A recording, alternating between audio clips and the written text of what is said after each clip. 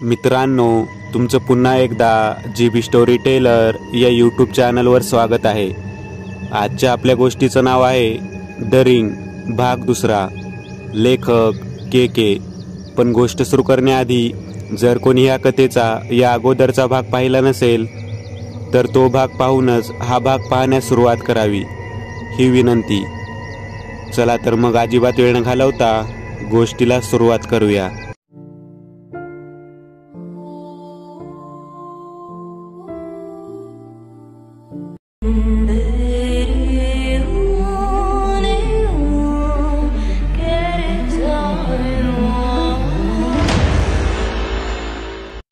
मावशींनी त्या अंगठीकडे बघितलं आणि त्यांना ती अंगठी कुठेतरी बघितल्यासारखी वाटली। स्मरणशक्तीला थोडा ताण दिल्यावर त्यांना आठवू लागलं 5 वर्षापूर्वीची ती घटना।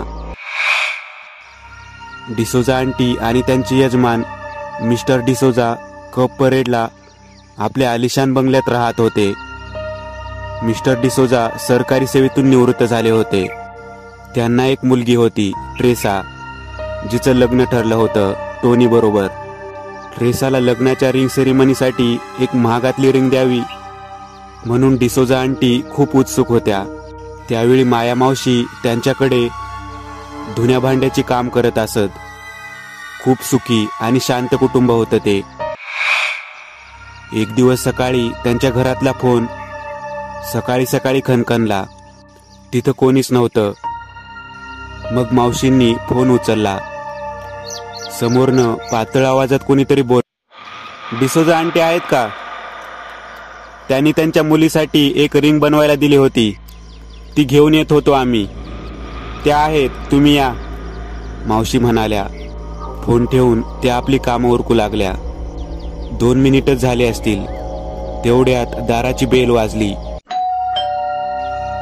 मावशींनी दार उघडलं। एक 3-3.5 फूट उंचीचा वृद्ध व्यक्ती उभा होता। नमस्कार, मी आता फोन केलेला, रिंग घेऊन आलोय, तो म्हणाला। अहो पण तुम्ही आता फोन केलात आणि 2 मिनिटात हजर? मावशींनी कुतूहलाने विचारलं। हो, आमची सर्व्हिस अशीच असते, तो म्हणाला। यात, मावशी म्हणाल्या। तो आत आला। मावशींनी डिसोजा आंटींना बोलावलं। त्या खाली आल्या। अरे तुम्ही आलात, पण काल रिंगची ऑर्डर दिली आणि आज तयार? आंटी सोफ्यावर बसत त्याला विचारू लागल्या। आतून मावशी पाणी घेऊन आल्या आणि त्याला देऊ लागल्या। काचेच्या ग्लासातलं पाणी बघून त्याच्या चेहऱ्यावरचं हसू ओसरलं। नको मला पाणी, घेऊन जावा, तो थरथरत म्हणाला। अहो मग चहा आणू का सरबत? मावशींनी विचारलं। नको, काही नको, तो म्हणाला। पाण्याचा ग्लास मावशी तिथे ठेवून जाऊ लागल्या आणि तो त्याच्या पातळ आवाजात खेकसला। अहो ते पाणी घेऊन जावा ना। मावशींना आणि डिसोजा आंटी दोघींना त्याचं वागणं विचित्र वाटलं, पण मग मावशी तो ग्लास घेऊन गेल्या। तो थोडा नॉर्मल होत म्हणाला, ही घ्या तुमची रिंग। त्याने एक नक्षीदार बॉक्स बाहेर काढला आणि आंटीच्या समोर ठेवला। तो बॉक्स उघडला आणि त्यातून एक अंगठी बाहेर काढली, सोन्याची जाड अंगठी, आणि तिच्यावर मधोमध एक पांढरा हिरा। ब्युटिफुल, डिसोजा आंटी खुश होत म्हणाल्या। Teresa will love it. मावशी बाहेर आल्या। हे बघ माया, ही रिंग ट्रेसाला देणार आहे मी तिच्या मॅरेजसाठी। आंटी ती रिंग मावशींना दाखवत म्हणाल्या। सुंदरच आहे। तेवढ्यात ट्रेसा बेडरूम मध्ये आली। Wow mummy, it's beautiful. Tresa क्षणभरातच त्या रिंगच्या प्रेमात पडली होती। You like it? आंटींनी ट्रेसाला विचारलं। Mummy, I love it, Tresa अंगठी हातात घेत म्हणाली। छान काम केले तुमच्या कारागिरांनी। बोला, कितीचा चेक काढू? चेक नाही मॅडम, आम्ही कॅश घेतो, तो माणूस म्हणाला। तो एकसारखं प्रत्येक वाक्यानंतर हसत होता। पण आता एवढी कॅश नसेल माझ्याकडे, जेवढी असेल तेवढी द्या, आमचा विश्वास आहे तुमच्यावर मॅडम. तो म्हणाला. बर, बघते किती आहेत. त्या आत गेल्या आणि 2000 रुपये घेऊन आल्या.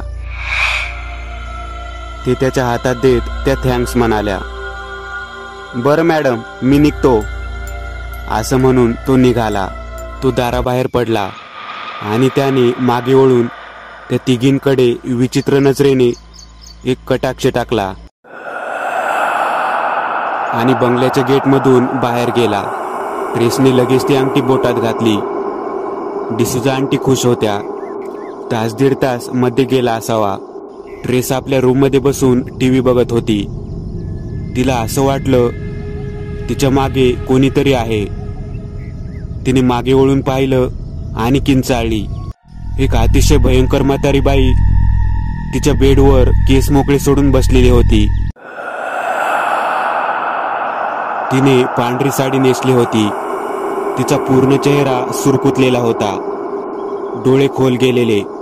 ट्रेसा पळत खाली आली. मावशीचं काम आटपून मावशी निघत होत्या. त्यांनी ट्रेसाची ती अवस्था बघितली. काय ग, काय झालं? मावशी, माझ्या रूममध्ये एक बाई आहे. मावशी तिच्या रूममध्ये गेल्या, पण कोणीच नव्हतं. तिला शांत करत मावशी म्हणाल्या. अगं, भूताचे पिक्चर बघतेस आणि मग असे भास होतात. डिसूजा आंटी पण आल्या तेवढ्यात. मम्मी, माझ्या रूममध्ये एक भयानक लेडी होती. शी वॉज सो हॉरेबल. ट्रेसा रडत रडत सांगू लागली. अगं, तू शांत हो, तुला भास झाला असेल, आंटी म्हणाल्या. मावशी तिथून निघाल्या.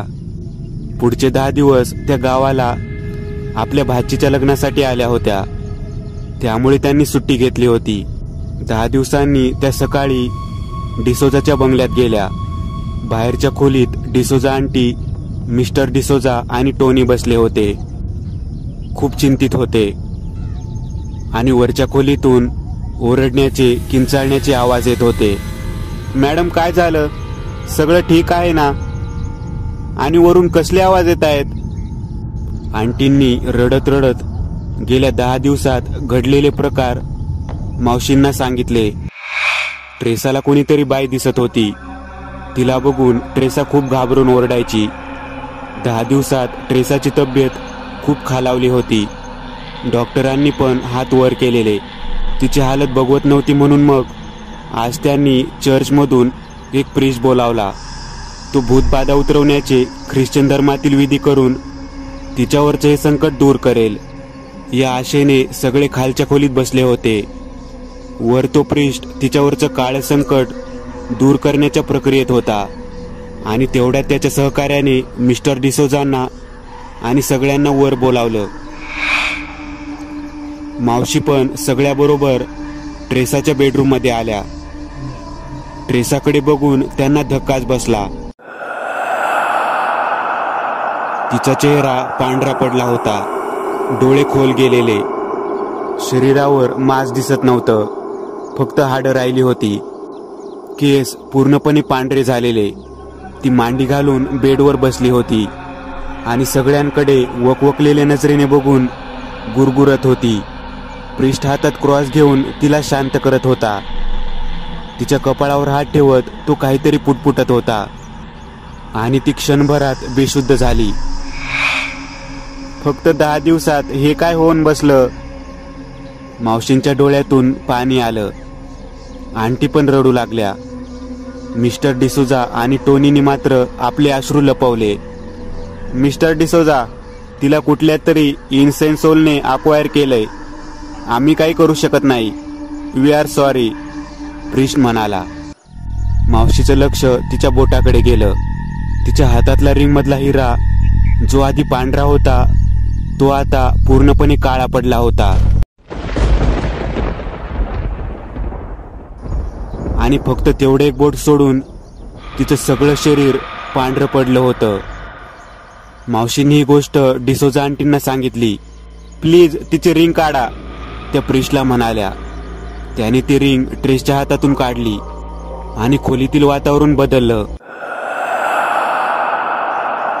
लाईट लुकलुकू लागले, वारा वाहू लागला, कसले तरी विचित्र आवाज येऊ लागले आणि क्षणभरात बेशुद्ध झालेली ट्रेसा झटक्यात बेडवर जागी झाली.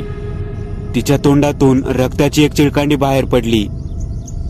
सगळ्या शरीरातून रक्त वाहू लागलं. तिचे केस पटापट गळून पडले आणि क्षणभरात ती निर्जीव होऊन बेडवर पडली. हा भयानक प्रकार पाहून मिस्टर डिसोजा जागीच कोसळले. हृदयविकाराच्या झटक्याने त्यांचे प्राण तिथेच गेले. त्या खोलीत जणू मृत्यू तांडव घालणार होता. हे मावशींना समजून चुकले होते. त्यांनी आंटीचा हात धरून त्यांना खोलीच्या आतून बाहेर ओढले.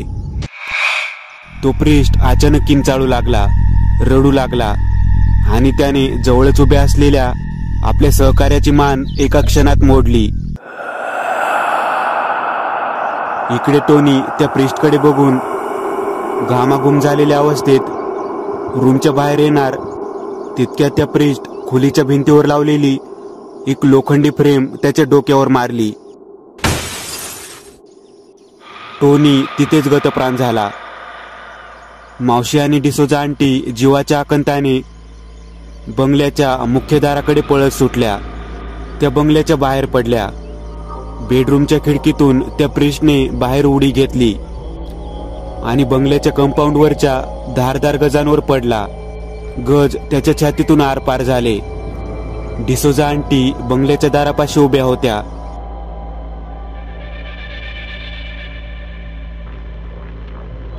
घडलेला प्रकार आठवून त्या चक्कर येऊन खाली पडल्या.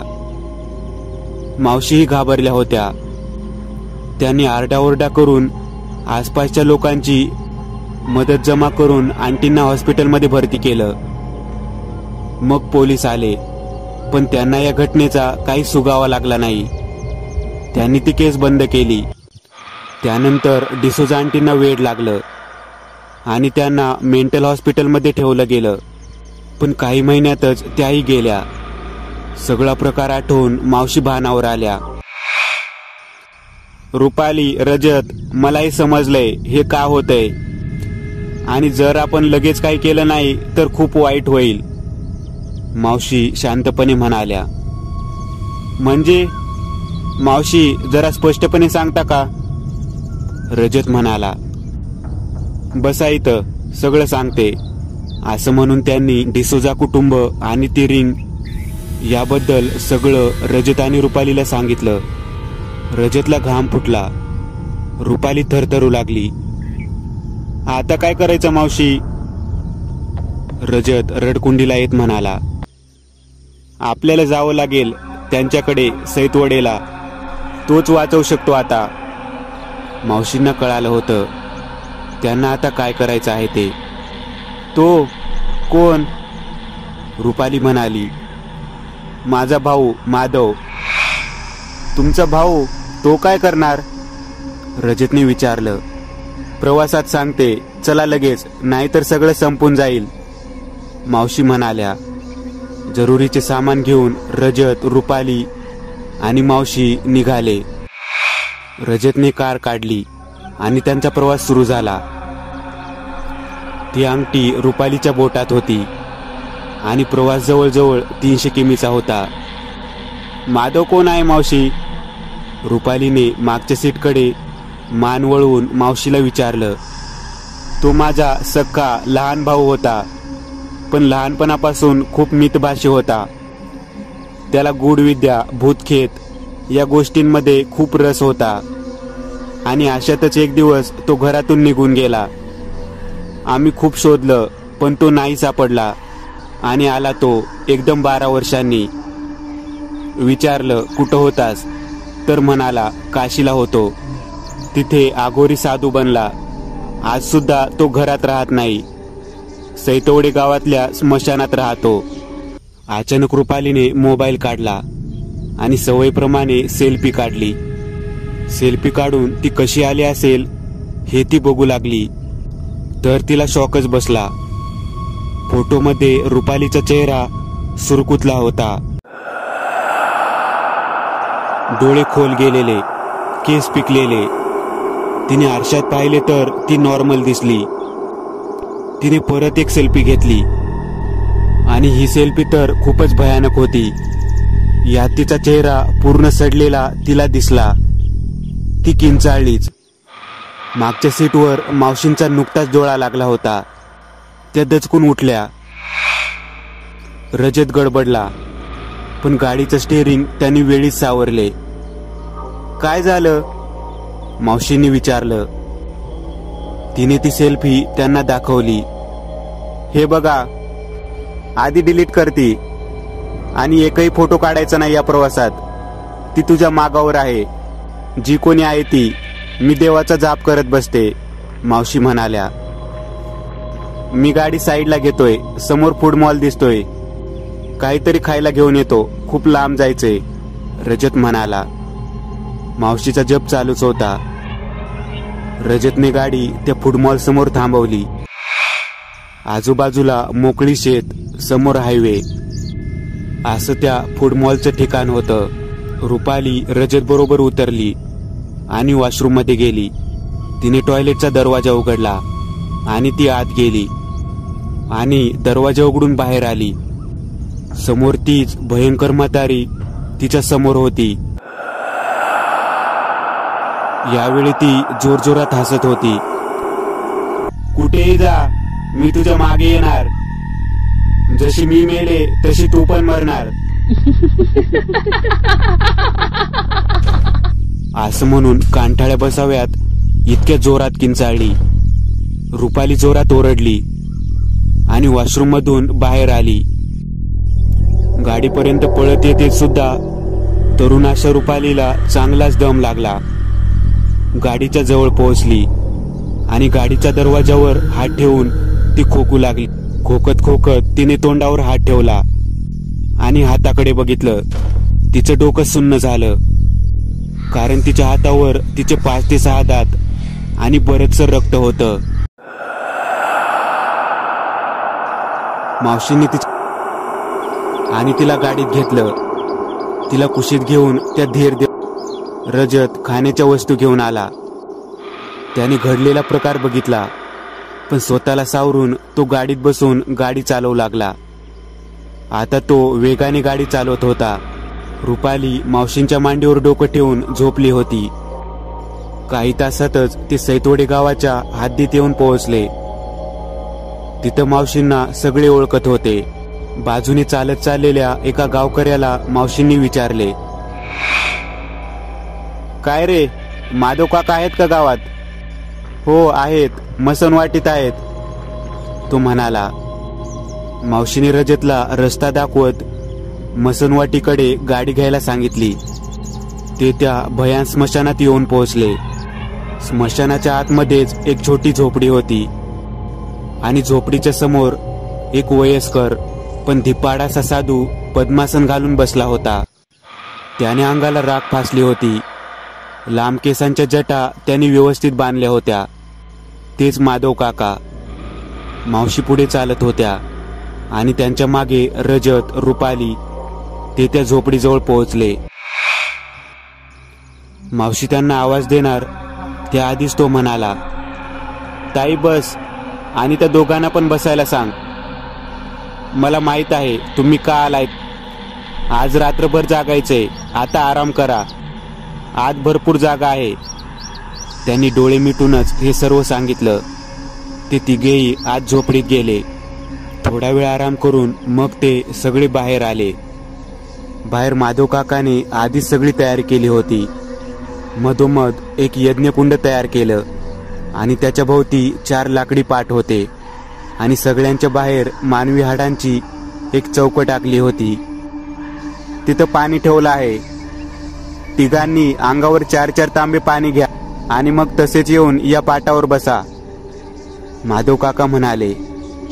त्या तिघांनी तसंच केलं आणि ते पाटावर येऊन बसले.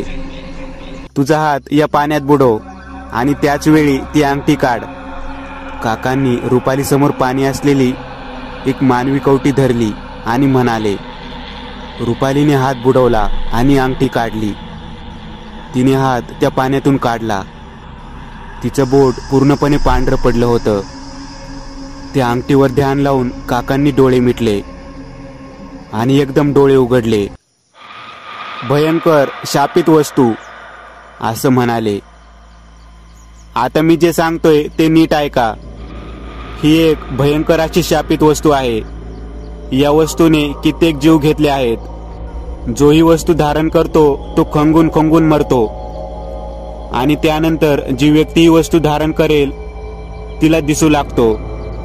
तुला दिसत असलेली म्हातारी दुसरी तिसरी कोणी नसून तीच 22 वर्षीय मुलगी आहे, जिचा आणि जिच्या कुटुंबाचा जीव या वस्तूने घेतला होता.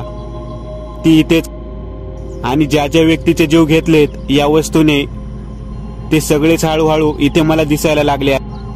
आपण विधी करून ही वस्तू नष्ट करू शकत नाही, कारण या वस्तूमधल्या काळ्या शक्त्या या कित्येक युगापासून यात कैद आहेत.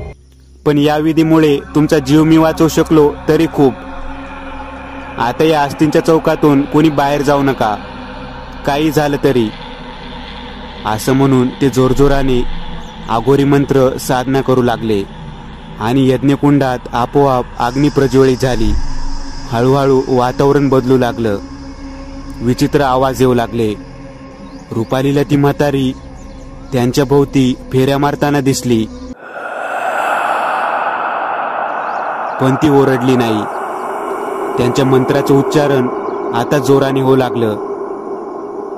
त्यांनी रुपालीच्या हातात काळ्या तिळाची एक ताटली दिली आणि ते तीळ तिला हळूहळू कुंडात टाकायला सांगितले. त्यांनी एक मंत्र म्हणायला परत सुरुवात केली. रुपाली एक एक करत ते तीळ त्या कुंडात टाकू लागली आणि काही वेळातच तिथे खूप धूर झाला, इतका की काही दिसत नव्हतं. आणि मग हळूहळू सगळा धूर नाहीसा होऊ लागला. खूप घाणेरडा असा वास पूर्ण ठिकाणी पसरला. धूर कमी झाल्यावर रुपाली, मावशी आणि रजतला त्या चौकटी बाहेर बरीच माणसं दिसू लागली. रुपालीने मावशींना हळूच विचारलं, मावशी, ही गावातील लोक असतील ना इथे विधी बघायला आलेली? तिकडे नको बघू, ती माणसं नाहीयेत, ती पिशाचे आहेत. या शापित अंगठीतून त्यांना मुक्ती मिळत आहे, पण ती तरीही जात नाहीयेत. माधव काका डोळे बंद ठेवूनच म्हणाले. त्यांचं हे बोलणं संपतच होतं इतक्यात ती सगळी जमलेली माणसे त्या चौकटीत बसून रडायला लागली, किंचाळू लागली. तिघांनी तिकडे दुर्लक्ष केलं आणि विधीवर लक्ष केंद्रित केलं. मावशींचे लक्ष त्या चौकटी बाहेर गेलं आणि त्यांची पाचावर धारण बसली, कारण तो प्रिस्ट, त्याचा तो सहकारी आणि टोनी त्यांच्याकडे बघून किंचाळत होते, रडत होते. तिने डोळे बंद केले. थोड्याच वेळात जोरात वारं वाहू लागलं. त्या पिशाच्याच्या गोळ्यातून ती जक्कड म्हातारी पुढे येऊन उभी राहिली. किंचाळतच ती पुढे येत होती, पण चौकटीच्या आत येता येत नव्हतं तिला. अरे, ही तर ट्रेसा, मरताना अशीच अवस्था होती तिची. हळूहळू तो गोळका कमी होत गेला. हळूहळू यातले बरेचसे आत्मे मुक्त होऊ लागले. ट्रेसाचा आत्मा फक्त आक्रोश करत होता, पण हळूहळू तिचाही आक्रोश कमी कमी होत गेला आणि ती दिसेनाशी झाली. आणि त्या रिंगवरचा तो हिरा आता पुन्हा पांढरा होऊ लागला. आपोआप रुपालीला आता बरं वाटू लागलं.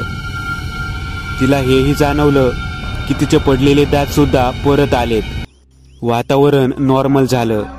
आता विधी संपले होते. रुपालीवरचं संकट टळलं होतं. माधव काका म्हणाले, तुम्ही आता सुरक्षित आहात. आता तुम्ही या चौकटीच्या बाहेर जाऊ शकता. ते सगळे आता चौकटी बाहेर आले. तुम्ही आता जाऊ शकता. अरे, पण तू कुठे चाललास? मावशीने त्यांना विचारलं. ही वस्तू पूर्णपणे नष्ट होऊ शकत नाही ताई. मी या वस्तूला अशा ठिकाणी टाकायला चाललोय जिथेही कोणाला सापडणार नाही. असं म्हणून ते ती रिंग घेऊन जंगलात निघून गेले. 3 वर्षानंतर सख्या आणि बबन जंगलात लाकडं घ्यायला आले होते. सख्या कुऱ्हाडीने एका झाडावर घाव घालत होता. हळूहळू त्यांनी ते झाड मुळापासून तोडलं. झाडाचं मूळ बाहेर उन्मतून पडलं आणि बरीचशी माती बाहेर आली. त्यातच बबनला एक सोन्यासारखी वस्तू चमकताना दिसली. ती एक सोन्याची रिंग होती, ज्यावर एक पांढरा हिरा बसवला होता. बबनने सख्याच्या नकळत ती खिशात टाकली. संध्याकाळी तो घरी आला. सकूला खुश करायला म्हणून त्यानं ती अंगठी तिच्या समोर ठेवली. "अगं बाई, किती सुंदर! कुठं गावली?" तिने विचारलं. "जंगलात. तुझ्या हातात लई जाग दिसल." "मग घाला की तुमच्याच हाताने," ती म्हणाली. तिच्या हातात ती अंगठी घालून बबन हातपाय धुवायला वरांड्यात गेला. सकू आत जाऊन चहा हातात घेऊन बाहेर येऊ लागली. तिने सहज चुलीकडे वळून पाहिलं. मुघल काळातील एक जक्कड म्हातारी मुघलाई कपडे दागिने परिधान करून चुलीच्या बाजूच्या कोपऱ्यात अंग चोरून बसली होती. मित्रांनो, आज पुरतं एवढंच. तुम्हाला जर काही गोष्ट आवडली असेल तर नक्की लाईक करा. तुमच्यापैकी बरेचसे जण व्हिडिओ लाईक न करताच पळून जातात, पण हा जर व्हिडिओ तुम्ही लाईक केला तर मला जरा बरं वाटेल आणि असेच भारी भारी व्हिडिओ बनवायची माझ्यात एनर्जी येईल. त्यामुळे नक्की लाईक करा. आणि अजूनही कोणी या चॅनलला सबस्क्राईब केलेलं नसाल तर लगेच सबस्क्राईब करून टाका. आणि बाजूची घंटी ती मात्र दाबायला विसरू नका. देवाची घंटी आहे ती. चला तर मग पुन्हा भेटूया अशीच एक आगळी वेगळी गोष्ट घेऊन पुढच्या भागात.